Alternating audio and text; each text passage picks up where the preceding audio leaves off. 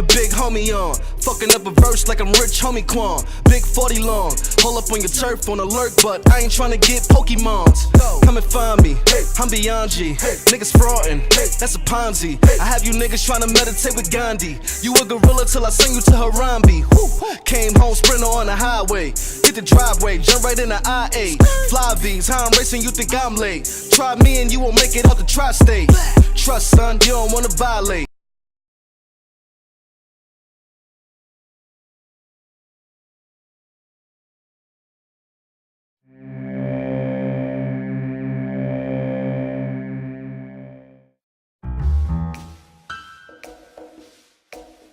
Of the strange research to come out of mid-1900s America, there is little with a legacy as enduring or as terrifying as the mouse utopia experiments. Taking place throughout the 50s, 60s, and early 70s, the grim fate of the subjects was published in the national magazine Scientific American, and the experiments themselves were largely taken as apocalyptic portents. In a post-war United States, the language used to describe the results such as behavior sync became synonymous with fears of an overpopulated world and violent, deviant behavior in cities.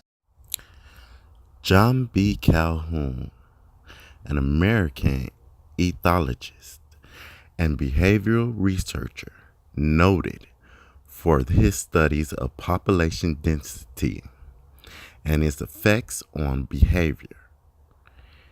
He claimed that the bleak effects of overpopulation on rodents were a grim model for the future of the human race.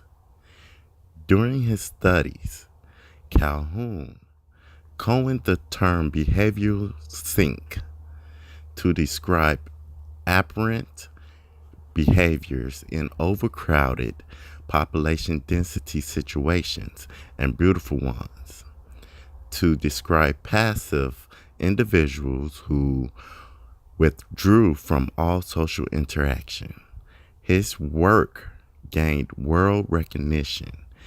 He spoke at conferences around the world, and his opinion was sought by groups as diverse as NASA and the District of Columbia's panel on overcrowding in local jails.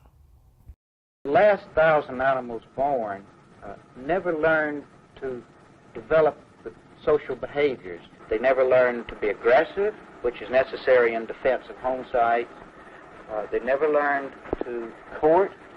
There was no mating. Being no mating, there were no progeny. And the older animals, whose behavior was already becoming disrupted, they eventually reached an age too old to reproduce.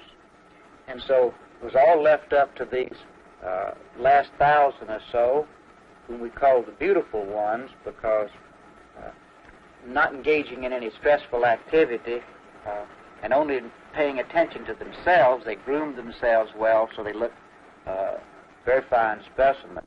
But from that point on, which was about the time that you were here 2.5 years ago, this reproduction totally ceased, and the animals have just aged and died. At least one human group, the Eat tribe, discovered in Africa by Dr. Colin Turnbull, has gone through a similar terrible process, according to Dr. Calhoun. The two conditions that they went through was that there was a decision on the then colonial government to make a wildlife preserve of this big valley, which was their home with their hunter-gatherers.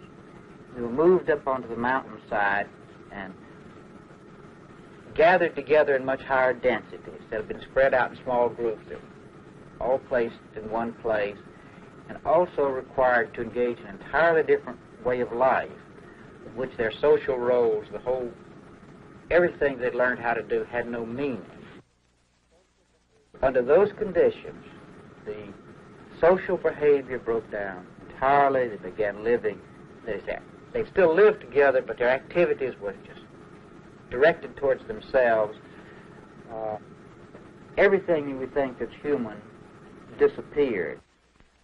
Perhaps the most chilling conclusion from his Mouse City studies, says Dr. Calhoun, is that once this change in social behavior occurs, it apparently cannot be reversed. It's this fact of apparent irreversible phase shifts that gives some of us a particular concern over the fate of the human situation, because we see worldwide the breaking down of social roles, the increase in contact both as a result of the breakdown of the social roles and because there are too many people, that this might lead to an overriding of our controls, of our total culture, and would be set into a process which would either fix us rigidly forever into some sort of global tribalism without any adaptation to change, or that would result perhaps eventually some decline, very much like we've seen here, but that postponed somewhat. Dr. John B. Calhoun, with a very sobering look at a possible future for us.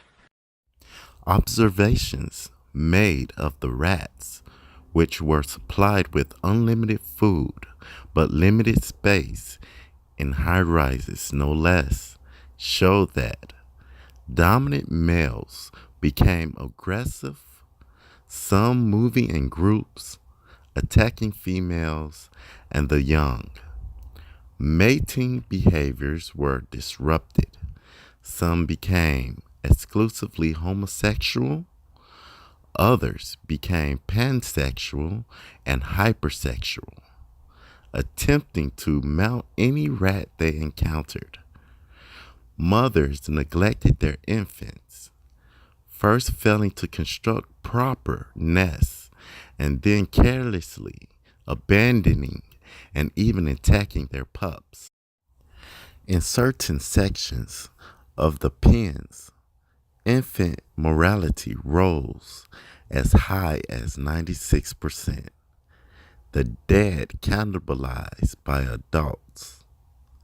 Subordinate animals withdrew psychologically, surviving in the physical sense, but at an immense psychological cost. They were the majority in the late phases of growth, existing as a vacant, huddled mass in the center of the pen. Unable to breed, the population plummeted and did not recover.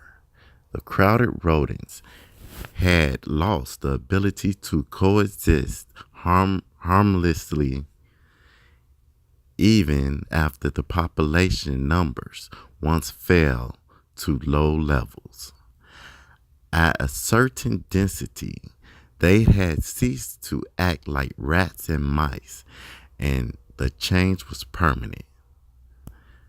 The government began to fund John Calhoun research. Check 'em out, check 'em out, check 'em out, check 'em out. Diamonds in a big face, check 'em out. Rari with the 10th place, check 'em out.